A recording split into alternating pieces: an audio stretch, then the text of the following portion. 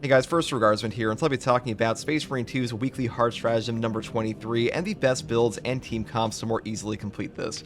Now, this week's hard strat is definitely harder than last week's. We are on exfiltration this time around. The battlefield conditions are surplus. You can carry twice as much equipment. Equipment spawns are doubled. No apothecaries, no Medicae sims are available, and Killer Instinct ability recharge is only restored by kills. Now, surplus would be really nice to have on the Tech Marine if Tech Marine was currently out in the live game, but for now he's not. But the no apothecaries, a battlefield condition here, this one is going to be very difficult for new players, I think. So that's one we'll really be focusing on today. And the perk here, or battlefield condition, Killer Instinct, when it says your ability charge is restored only by kills, it means that literally any single form of regen you have built into your class, like Zealous Blow, Tactical Prowess on the Vanguard, these will just not function at all. So keep that in mind, and we'll be going over some builds here to help you out with that today.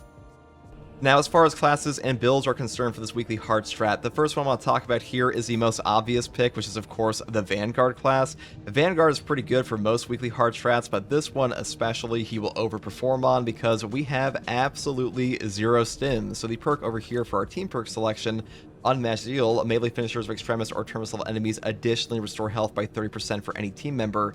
This one is going to save your team's lives quite a bit on this one. Super valuable on its own, but extra valuable on this strat. And we also have the added benefit of being able to just freely take Adrenaline Rush over here.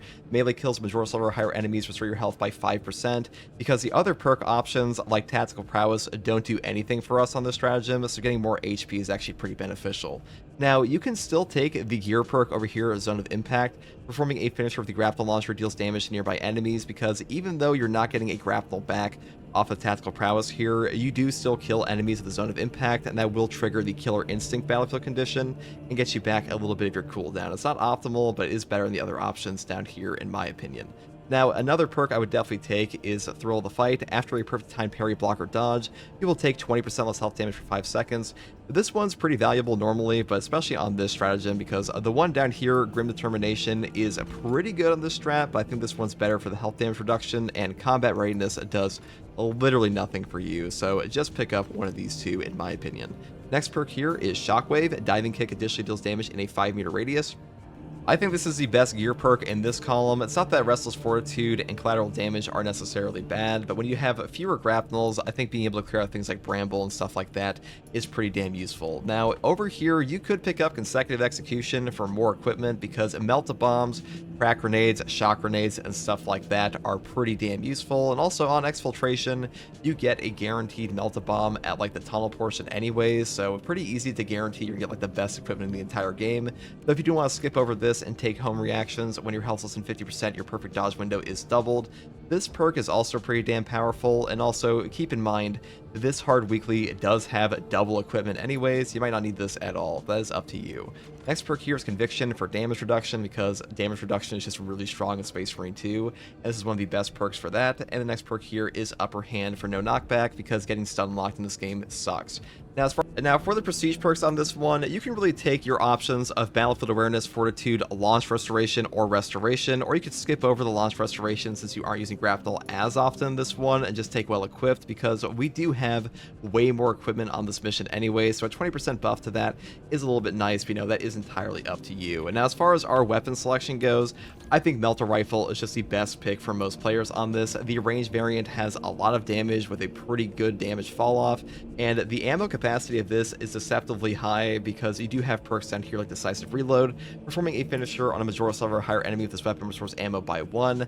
This one triggers all the time, but you do have to keep in mind that you have to have this weapon actually equipped on the finisher to trigger this, so just make sure you're aware of that. Next perk here is Rapid Health for even more health regen. Then we pick up Trick Shot for even more armor regen. Then we go up here and go all the way down the line for even more damage and fire rate. This is pretty standard setup for the Melter Rifle, because the Melter Rifle really doesn't have multiple good setups in my opinion, but for now, this is what I would take. I think the Melter Rifle is overall the best option here, and also the easiest to use, so pretty good thing for sure. Now, as far as the secondary goes, I do take the Heroic Heavy Bolt Pistol here, because Retribution's quest just absolutely slaps. I do build it this way as compared to going down the bottom for things like able damage this time, because we aren't using our class ability as often, though there are times where your class ability will double regenerate because we do have Killer Instinct active. I would just take it up the top, Truth, Discipline into the perk here, Strong Finish, and take Headhunter, because I think overall these will come out to more damage, especially on this strat. And of course take Tactical Precision, because this perk just makes your bolter weapons hit like a truck. Now for our melee weapon, you do have a couple options. I just take the fencing one because the Trigon is super susceptible to gun strikes in this game, and being able to just build for pure gun strike damage off of things like Power Strike is very nice. Gun Strike from Power Stance deals 20% more damage, and you also pick up extra armor regen with things like Restoration built into the Power Axe. You also have an easy time clearing hordes, and really all we're going for on this build is ease of use, and other good options are of course things like the Block Axe or things like the Power Gladius, but these are definitely harder to use, so I would really just stick with fencing for like a new player. But, that's pretty much all there is for the Vanguard on this. And now the next class I'm going to talk about here is, of course, the Tactical class. Tactical is the premier range support of Space Marine 2, and he has probably the greatest single impact for any single class in the entire game for any team comp, mainly because Auspex Scan is probably the single best class ability in the entire game, allowing you to nuke down bosses very easily, and bosses are usually the hardest part of both hard stratagems, absolute, and siege mode. So really powerful guy here. And also the team perk Secure Stockpile, equipment charge restored by 1 for all team members, cooldown is 60 seconds. This one is really incredibly powerful in Space Marine 2, probably the best team perk in the entire game currently, and having more equipment, even with our doubled equipment spawns from the battlefield condition, is still really nice to have. Now, even though we have Killer Instinct active and we don't get our Auspex back on like a normal cooldown, it really doesn't matter, because all you need is like one precise calibration concentrate fire combo Auspex on a boss to properly nuke it down with your team. So the perk here, Precise Calibration, reads enemies marked by Auspex Scan take an additional 75% damage, but Auspex Scan's radius is reduced by 25%, and this one makes it so your Auspex Scan zone lasts 60% longer, and enemies marked by the Auspex Scan take an additional 120% damage, but they lose the mark when they leave the scanned area. Now, this may be a little bit harder to use versus things like Majoris and Extremis, but versus bosses, you will just put down one Auspex on like a Neurothrope or a Carnifex when they slam into the wall, and suddenly, if your team is coordinated, the boss will just evaporate before your eyes. A very powerful option, and if you can't even get the Auspex on them, we have a backup plan for that, which is of course our Pyre Blaster. The Pyre Blaster is currently an S tier weapon in Space Marine 2, and by far the best option for tactical overall in the game for the majority of game modes. And as far as the perk tree is concerned, really we just go for burn all the way down to things like Flames of Purification. Burning enemies take 20% more melee damage. This perk will affect not only your damage on enemies, but also your allies' damage, so really good option here, especially since you're probably going to have a Vanguard class with you. And overall, guys, the Pyre Blaster burn effect just wipes out hordes, it will wipe out bosses, it does scale with difficulty, and we take the venting speed version here because we're going to be picking up Emperor's Vengeance, which kind of solves all of our ammo economy problems, which is a very powerful option in general for any weapon, but the Pyre Blaster especially benefits from this. Now, our secondary option is the Rate of Fire Plasma Pistol, mainly because we can just build for pure DPS on this with like a little bit of ammo economy, and take the perk over here, Plasma Boost. When plasma weapons are 30% overheated, their damage increases by 40%, and their charge shots use 1 less energy. The Rate of Fire Plasma is a better plasma weapon currently than the Plasma Incinerator is, because this weapon is positively carried by the Plasma Boost perk, and the Plasma Pistol here can function on its own, but it's even stronger on DPS with this perk active, obviously. And now for the melee weapon, you can really take whatever you want. You can take a Block Chainsword, Fencing Chainsword, hell, you can take a Balanced Chainsword if you really wanted to, or the Heroic one. I would build them predominantly the same way, with the perk tree setup like this, going down to things like Swift Recovery here, all the way into Extremis Slayer. It's a pretty standard setup. The only thing I'd ever really change is, like, if you're using the Heroic one, I would just swap off Full Throttle for the Trampling Stride, because you can't really get a full benefit out of the combo skip with this without the other versions, because the Heroic one doesn't have a proper heavy attack setup like that. But as far as the Power Gladius is concerned, this is probably the overall strongest option for boss nuking, and I would probably just set it up this way if you want to use this, because Agile Strike is a very powerful perk, but I think most players are going to struggle with this if they are brand new, so just keep that in mind.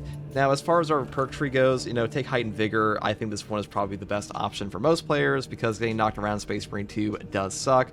If you feel more comfortable, you could take Relentless Pursuit or the perk down here, Versatility, and the other perks I would take here, of course, things like Vital Data, Radiating Impact on the Signature Tree, and things like Acuity if you want to take some of the bolter weapons for whatever reason, but normally I just take skilled supplier, resilience, fortitude, and spare power, because on the Pyre Blaster plasma build, you really don't need any of the acuity perks because we have no real headshot damage, but Pyre Blaster can actually trigger headshot perks, but it's really not like worth taking in my opinion.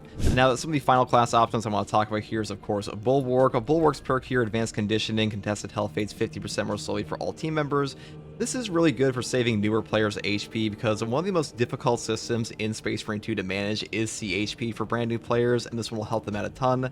Now the perk over here, Intimidating Aura, will positively mop the Trigon boss and also the Carnifex, and that's why we do take a fencing weapon here once again with the Power Axe, because the Power Axe is just a very powerful fencing weapon, though to be honest guys, you can use whatever you want. Like, don't feel limited by me and what I'm telling you here. You can definitely take a fencing power sword if you like that. Fencing, power fist if you really hate yourself, I guess, but I would definitely take the heroic version if you have access to this one. I would probably avoid the Thunder Hammer only because you do lose out on your shield. If you want to take this, you definitely could. And once again, the Chainsword is still a great option. But as far as your secondary goes, I'd probably take a Rate of Fire Plasma Pistols just for that CHP recovery. And overall, as long as you have things like armor reinforcement for armor segments coming back, because any amount of armor remaining in Space Marine 2 will reduce all incoming melee damage to 0, and that includes bosses like the Trigon, you should be more or less okay. And I would still definitely pick up Invigorating Icon here, because even though you don't get your banner back that often, you can't trigger things like Masterful Defense, you will still be able to heal your entire team. And like we said before, you have no stims on this mission, so any source of healing from your perks is going to be extra valuable here, so I would still pick this up. Now, Glory Shield's the last. Now, Purity of Purpose, the banner deals damage over time to enemies with its area of effect. This perk is incredible, though you really won't get a ton of value out of it on this one. So if you want to pick up things like Rapid Regeneration when you actually do put down your banner, just get that armor back super fast, you could, but that is up to you. And the final signature perk I would always take is Defensive Mastery. A perfect time parry or block instantly incapacitates and withdraws or tramps all enemy. The cooldown is 90 seconds, because being able to remove an extremis in a boss fight and stuff like that will just save your life sometimes. Though I do think the perk down here, Armored Advance, if you have armor remaining, you don't lose control from heavy hits and you cannot be knocked back, is overall easier to use for newer players because you don't have to manage a cooldown on Merciless Resolve at all, because the way this perk works is that after a Shield Bash, Shield Rush, or Thunder Hammer Pommel Smash, melee damage increases by 15%, and you do not lose control of heavy hits, and you cannot be knocked back for 10 seconds. You can trigger this off of just shield bashing the air, but you need to keep in mind that you have to wait for the 10-second timer to go up, and then you can reapply it, and this one's just automatic on all armor, and you're getting your armor back all the time. Now, if you want to have an even easier time just surviving in general on this class, though,